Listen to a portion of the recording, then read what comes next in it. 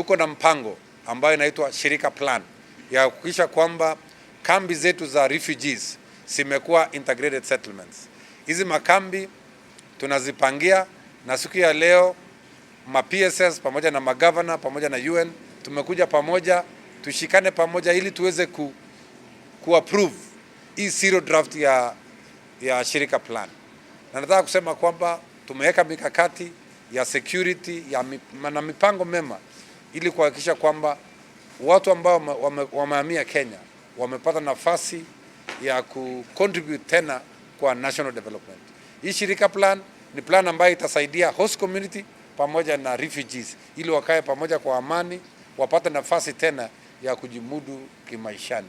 So nataka kusema washikadau, tuweze kusupport hii plan, tuweze kupatiana information vizuri ili plan iweze kuendelea, sababu kwa ulimwengu mzima Shirika Plan imeshika